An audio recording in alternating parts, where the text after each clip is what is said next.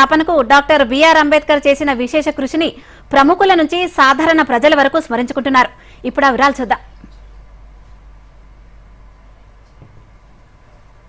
ప్రపంచంలోనే అతిపెద్ద ప్రజాస్వామ్య దేశ రాజ్యాంగ రూపకర్త బాబాసాహెబ్ అంబేద్కర్ జయంతి సందర్భంగా రాష్ట్రపతి ద్రౌపది ముర్ము నివాళులర్పించారు.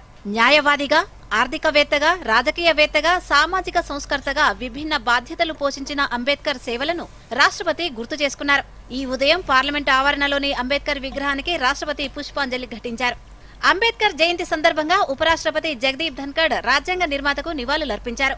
అంబేద్కర్ విగ్రహం వద్ద పుష్పాంజలి ఘటించారు. ప్రధానమంత్రి నరేంద్ర మోదీ రాజ్యాంగ రూపకర్తకు నివాళులర్పించారు. పార్లమెంటు ఆవరణలోని బాబాసాహెబ్ విగ్రహం వద్ద పుష్పాంజలి ఘటించారు.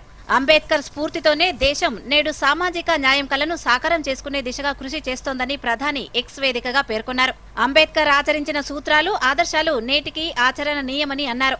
స్వావలంబన, వేగవంతమైన అభివృద్ధి దిశగా అడుగులు వేస్తున్నామన్నారు. ఆత్మ నిర్భర్ వికసిత్ భారత్ సృష్టికి అవే మూలమని పేర్కొన్నారు.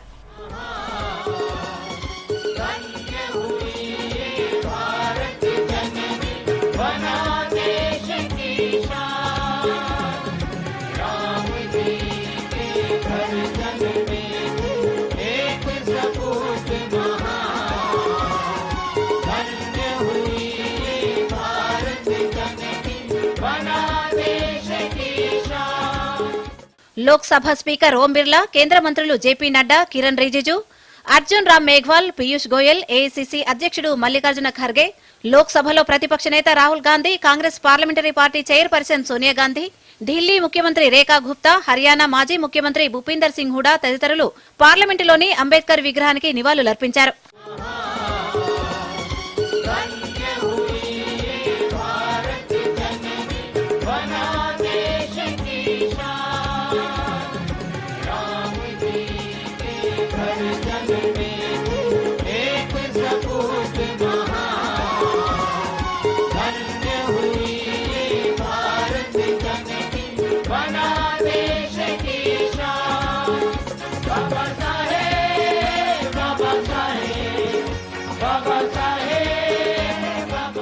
సమసమాజ స్థాపనకు నిరంతరం కృషి చేసిన బిఆర్ అంబేద్కర్ ఆశయాలను కొనసాగించాలనే లక్ష్యంతో దేశవ్యాప్తంగా ఊరు వాడ బాబాసాహెబ్ జయంతి ఉత్సవాలను ఘనంగా నిర్వహిస్తున్నారు.